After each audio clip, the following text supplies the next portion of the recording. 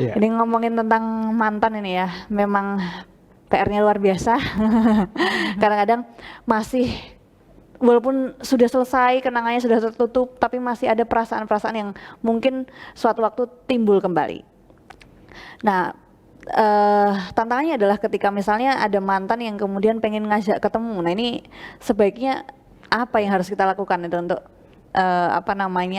menghadapinya, atau dibukakan pintu selebar-lebarnya atau ditutup rapat-rapat? Ya. Ya menarik ya. Saya membayangkan dulu ya sebenarnya kata mantan itu kan sebenarnya saya ketika menggunakan kata mantan itu mungkin di luar konteks yang kita bicarakan sekarang. Jadi saya membayangkan ketika istilah mantan itu sebagaimana kecemburuan Ibunda Aisyah. Okay. Ketika Rasulullah sering menyebut Ibunda Khadijah. Jadi Rasulullah sering memuji Ibu Khadijah gitu. Bukan berarti kemudian meremehkan istri beliau yang ada ya, Aisyah gitu ya, tetapi itu membuat cemburu dari Ibunda Aisyah. Jadi betapa kecintaan Rasulullah terhadap Ibunda Khadijah disebut-sebutkan. Nah, kan mantan pada waktu itu, beliau Ibunda Khadijah sudah meninggal dan kemudian Rasulullah menikah lagi, salah satunya dengan Aisyah, tetapi kecintaan beliau terhadap mantannya itu, yaitu Ibunda Khadijah itu terus teringat gitu.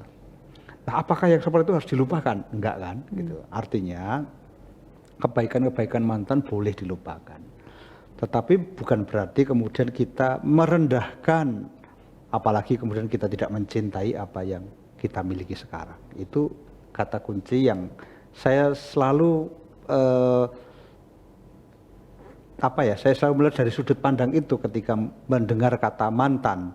Meskipun kemudian dalam sehari-hari diskusi dengan beberapa anak-anak muda gitu ya, atau kemudian keluarga-keluarga muda, atau juga dengan ibu-ibu yang atau keluarga-keluarga, maaf bukan ibu-ibu ya, keluarga-keluarga yang sudah apa ya, sudah senior lah gitu ya, mungkin pantaran saya atau kemudian di atas saya gitu ya. Fenomena mantan itu mungkin seperti yang ada di dalam drama-drama itu gitu ya. Nggak tahu kalau drama Korea katanya begitu ada gitu.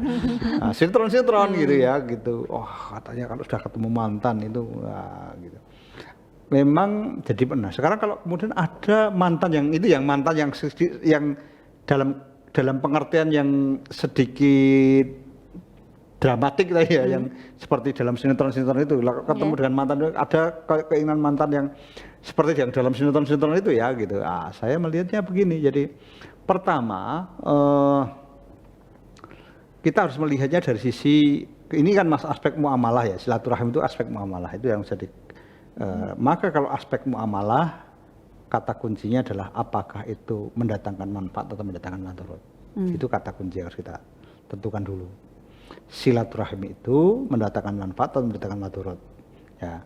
Kalau silaturahmi dalam pengertian umum insya Allah mendatangkan manfaat. Karena silaturahim memperpanjang umur dan menambah rezeki. Tetapi kalau kemudian ini karena terkait dengan kata mantan, mantan tadi konotasinya dari yang dramatik tadi, entah mantan suami, mantan istri atau mantan pacar gitu kan ya. Maka kemudian apakah silaturahmi yang akan dilakukan itu akan mendatangkan manfaat atau justru akan mendatangkan madarat? Kalau sudah jelas mendatangkan madarat, ya harus diputuskan untuk tidak dengan huruf yang besar, TIDAK dengan huruf yang besar. Kenapa? Karena setiap kecenderungan yang mendatangkan madarat dan kita ikuti, maka kita akan mendapatkan madarat yang lebih besar lagi gitu. Jadi itu. Tetapi kalau kemudian setelah kita telaah dengan jernih, insya Allah ini adalah silaturahim yang manfaat, misalnya kemudian untuk menetralisir bahwa kemudian sudahlah kita sudah kemudian menjadi seorang sahabat, ya dia membawa istrinya ke rumah, membawa anak-anaknya bersahabat gitu. Besanan gitu enggak ya? Nah mungkin juga nanti besanan gitu kan ya, gitu kisah kasih tak sampainya kepada anak-anaknya anak atau cucunya gitu. Barangkali itu bisa bermanfaat, dan kalau itu bermanfaat ya maka bisa diterima. Itu yang pertama. Jadi kita tentukan dulu apakah ini silaturahim yang bermanfaat atau yang penuh dengan madorot. Itu yang pertama. Yang kedua, kalau itu pun silaturahmi yang manfaat, ya memang kita harus seizin dengan pasangan kita sekarang, ya. Ya, kalau ini terkait dengan hubungan suami istri loh ya. Jadi misalnya kemudian mantan istri atau mantan pacar ketemu, ya kita harus seizin. Kenapa kok harus izin kok kayak dengan guru piket saja? Bukan dengan guru piket, tetapi karena kita punya komitmen, kita sudah punya komitmen dan dengan yang mantan itu memang kita mungkin pernah ada satu komitmen tertentu gitu yang kemudian memang tidak sampai, tetapi kita sudah jelas hubungan kita dengan istri atau suami kita ya itu adalah hubungan yang sah, diakui oleh negara, diakui oleh agama, dan itu adalah ikatan yang kuat gitu, mitsaqon ghalidh gitu ya, mitsaqon sebuah perjanjian yang kukuh, yang itu adalah persaksiannya adalah kepada Allah. Nah, tidak boleh main-main. Maka kemudian ketika ada yang kemungkinan pernah kita melakukan komitmen-komitmen, harus kita omongkan dengan dengan pasangannya gitu, agar terbuka sehingga nanti kemudian saling memahami. Syukur-syukur kalau kemudian bertemunya, karena mungkin kecuali kalau dalam kerangka kerja ya, itu kan kalau dalam kerangka kerja memang dianggap tidak profesional, kemana-mana bawa istri gitu, kemana-mana bawa suami gitu kan. Ini kemudian kayak semacam malah istri kayak jadi intel, suaminya jadi pengawal gitu kan, bodyguard gitu. Nah, syukur-syukur kalau itu silaturahminya dalam konteks kekeluargaan, ya kenapa sih nggak diajak suaminya, dia juga diajak pasangannya, sehingga kemudian yang pertemuan antar keluarga itu nggak ada persoalan kan gitu, dan baik-baik saja gitu, sama-sama tahu gitu.